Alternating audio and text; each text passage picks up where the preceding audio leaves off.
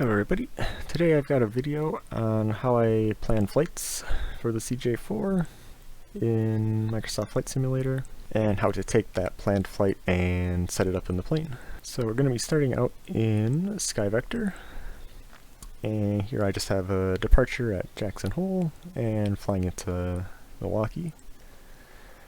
So here we have our direct path right here. And so first thing I like to do is figure out the last point in our departure and the first point in our arrival. That'll help us narrow down which airways to use. So if we go up to Jackson Hole, it's only one departure, and if we're going out to the west, the last waypoint is Sweat. So just put that in here. And for Mitchell International, there's only one arrival and only one transition from the west. So if I just put this up here, first waypoint would be Ogeka.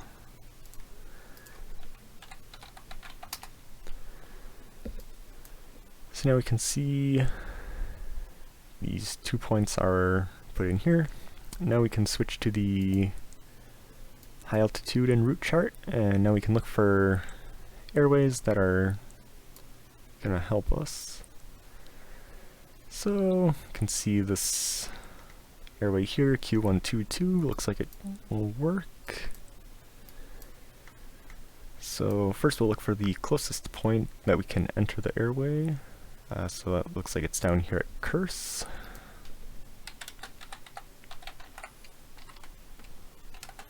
And then it will be via Q122. And so it comes into the O'Neill VOR, and then it becomes,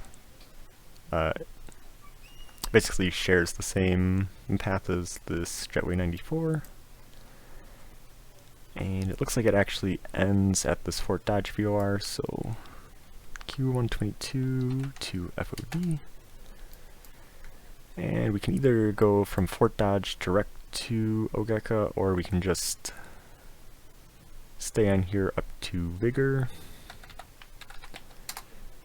and then jump up to Ogeka.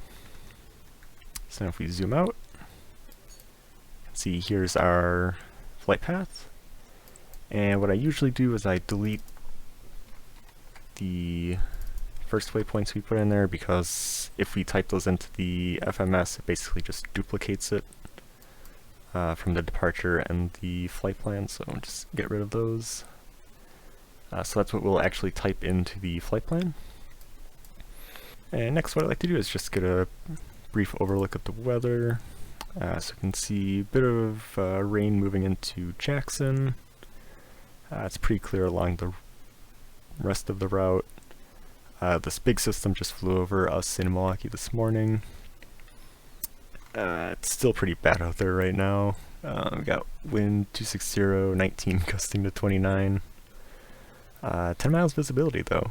Let's see, light rain, overcast at 1900. It was actually really warm this morning. I think it got up to like 8 or 9 Celsius, but now it's coming back down to normal. 6 Celsius right now. It's supposed to get down to, I think, like 2 or 3.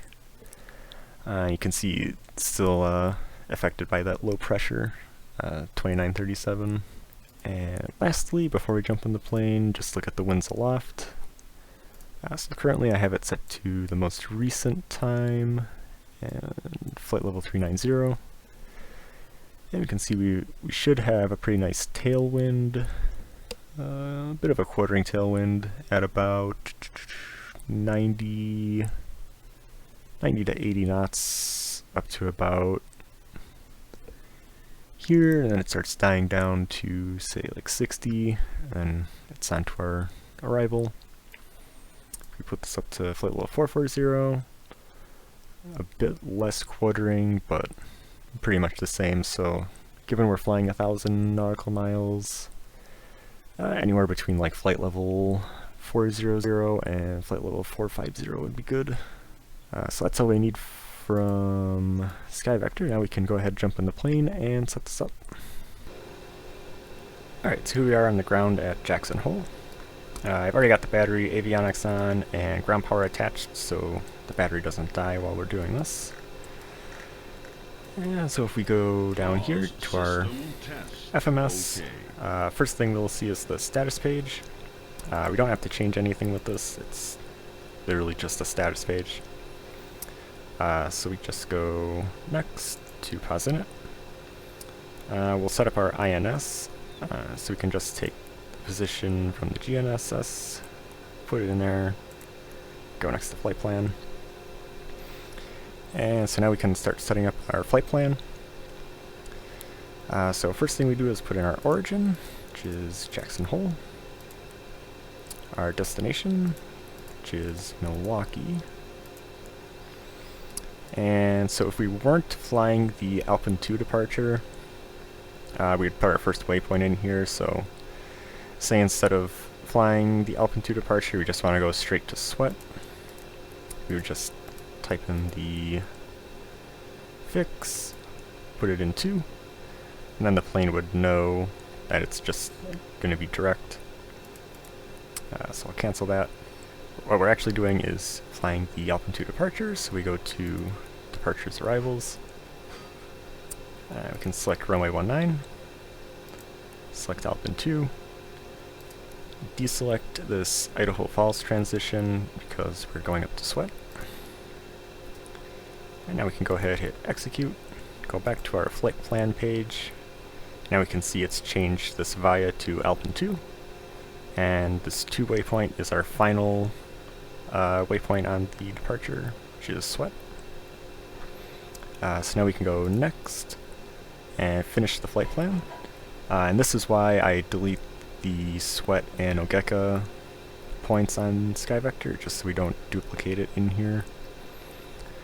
So from Sweat we're going direct to Curse. And so we put that in the 2 side, and this is, the plane will show us that it's direct, so we're not following any airway or anything.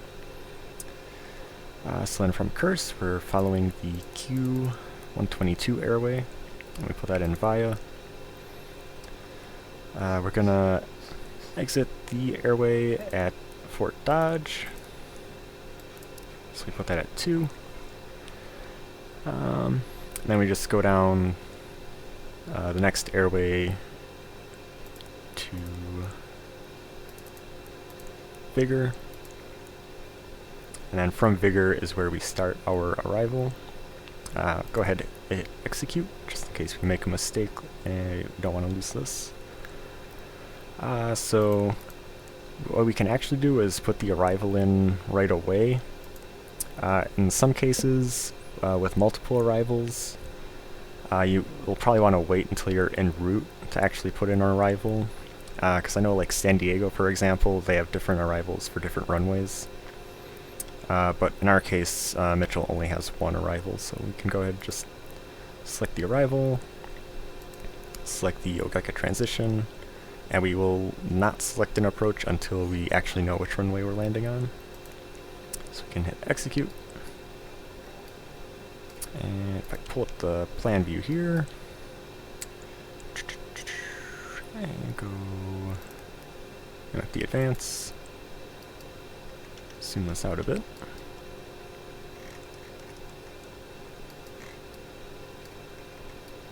So we can see we fly to Kickney, the SPOR, then we join up with Sweat here, and then Curse. From Curse we're on the airway. All the way up to here. Zoom in. And these are all the different fixes on the arrival.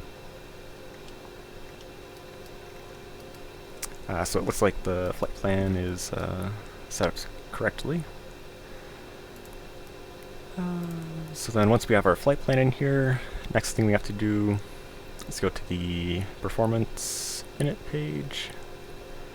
And so for passengers, we've got 2, cargo, 100. This will show our sensed fuel down here. Just double check it right there. And I don't know that this cruise altitude really changes anything. Just put in 440. And it just gives us 0 fuel weight, gross weight. Then we go next to takeoff. And we should have a runway ID here. If we don't, there's going to be an error if we try to go to the next page. And you get that runway ID by just selecting it in the departures page. Wind, you would set it here. I'll just leave it blank for now. Temperature, just make something up. QNH, just put in a random altimeter setting. So if go backwards and forwards, you can see it updates right there. Hit next.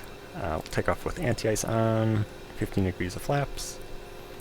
These will be yellow if you're overweight, but we're pretty light, so it's all white. That's good. And we got our V speeds over here. And we'll hit send. These will all turn blue. And we'll see the speeds are up here. Then once we speed up on the runway, you'll actually see little markers on the speed tape indicating the different V speeds. Next, we can go to the tune page, and because this departure is using the Jackson VOR, go to index, database. I like to get the VOR frequencies in this database because the database in-game sometimes is different than what it is in like Skyvector or something like that. So I like to get it using the in-game database. And we can see the Jackson VOR is 115.4. Put that into nav1. And then we can actually set the course right away. So if we switch nav source to VRR1, and see that it is indeed the Jackson VOR. And then we'll spin our course to 092 degrees. But the game is doing that weird thing where it only goes in tens right now, so I have to leave it there for now. If I change the altitude here, you'll probably see it only goes in thousands. We actually have to start moving for it to not do that. Don't know why, it's just a weird bug. So we got that set. And then you could also turn the transponder on as well. Additionally, if you wanted ATIS, you could go to index frequency, grab the ATIS frequency from here, put it in the COM1 radio. But it seems like the ATIS is bugged at this airport, so no ATIS for us today. And then from here, you just start up the plane like normal. Set up your PFD, MFD, however you want it. Get your L2 or get your autopilot set up on the ground as well. So yeah, that's pretty much it in terms of actually planning the flight and then inputting it into the FMS. If you have any questions, I'll try to answer them in the comments below, and I'll see everybody next time.